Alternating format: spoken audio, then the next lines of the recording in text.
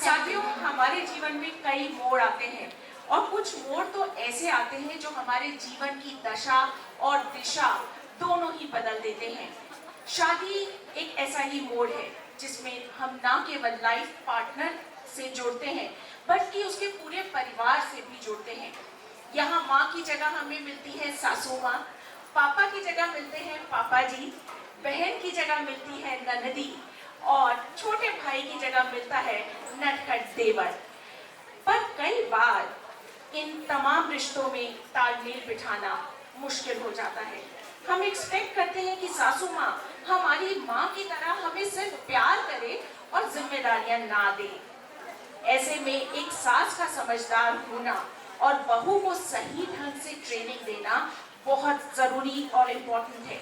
हमारे बीच एक ऐसी ही सास हैं बानू बंसल जी, जो सास बहू के नाजुक रिश्ते को एक खूबसूरत आयाम देने का सीक्रेट हमें बना रही हैं।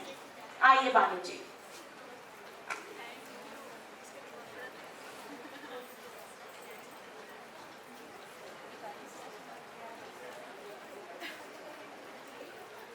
आज मन कुछ ज्यादा ही उमड़ घुमड़ रहा है।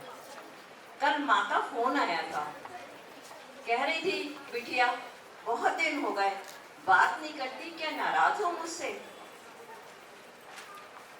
मैंने कहा नहीं, वो क्या है, इनकी दोनों बहनें आई हुई थी और वो उनके साथ गप्पों में कब वक्त निकल जाता था पता ही नहीं चलता था। मस्ती मजाक सब कुछ चलता था तो पता ही नहीं लगा। अगले हफ्ते तीज है ना, किस रंग की साड़ी लोगी बिटिया? पूछा था माँ ने। सोच में पड़ गई। माँ पूछ रही है बहुत दिन हो गए, तुमने बात ही नहीं की, क्या हुआ? मैंने उनसे कहा कि माँ, मैं आपके पास 20 साल रही और 25 साल तो मुझे यहाँ अपनी सासू माँ के पास रहते हुए हो गए। आपने मुझे कोई जिम्मेदारी दी ही नहीं कभी, कभी फली तक फोड़ने का मौका नहीं मिला मुझे। कोई मैं काम कहती थी, कोई किसी भी चीज के लिए कहती थी, आप फौरन हाजिर कर देती थी। मस्ती मजाक हल्ला गुल्ला, जिम्मेदारी किस चिड़िया का नाम होता है आपने मुझे बताया नहीं कभी, और आपने मेरी शादी कर दी। मैं जब ससुराल आई और वहां मुझे पहली रसोई बनानी थी जो बहू के हाथ से बनती है, मुझे बनाना था सूजी का हलवा। उस रसोई में खड़ी हुई सूजी का डब्बा हाथ में लिए हुए आंखों से टप टप आंसू बह रहे थे। समझ में नहीं आ रहा था कि क्या करूं। इतनी देर में मेरी सास किचन में आई और वो समझ गई कि बहू है बिल्कुल अनाड़ी बच्ची। उन्होंने धीरे से कमर के ऊपर सहलाया और कहा कि रो मत, इतने गोरे मुखड़े पे आंसू फकते नहीं। और उन्होंने झट से वो हलवा बनाया और बाहर पेश किया, सबको ये बताया देखो ये मेरी बहू ने बनाया है और खूब जितनी सुंदर है मेरी बहू उतनी ही गुणों भी है। मैं उनका मुंह देखती रही कि क्या हुआ ये। उन्होंने मुझे फिर जिम्मेदारियां सिखाई हर तरह से। उन्होंने बताया कि जिम्मेदारी कैसे होती है, क्या करते हैं, हर चीज सिखाई। और इनको भी बताया कि बहू से ऐसे करके बात मत करना, इज्जत दोगे तो इज्जत पाओगे।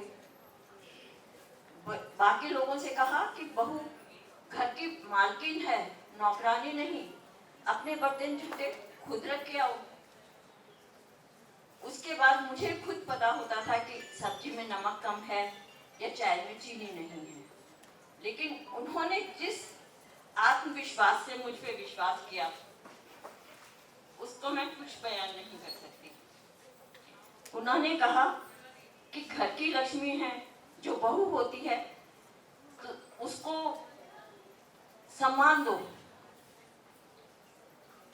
बस मैं देखती रही अचरज से उन्हें, ऐसी भी हो सकती है सास कभी। बताओ माँ, कैसे महसूस होगी कमी तुम्हारी?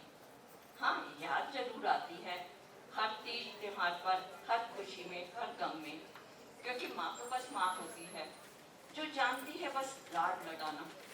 पर जिम्मेदार औरत बनाती है सास ही, सिखाती है सामाजिकता, व्यावहारिकता। लेकिन ऐसा होगा तभी जब सास नहीं करेगी प्रयास माँ बनने का कभी। बनी रहेगी सास ही, ना ही बहू चाहेगी बनना बेटी कभी। तब देखना कितनी सुगढ़ बहू निकलेगी और फूली नहीं समाएगी गर्भ से सास की। धन्यवाद। इसको लिखने वाली हमारी पूर्णिमा जी है। ऐसा लगता है इन्होंने मेरे ऊपर ये लिखा, मेरी सास वाकई ऐसी थी। आप बहुत खुशकिस्मत हैं मानू जी, और हम यही दुआ करते हैं।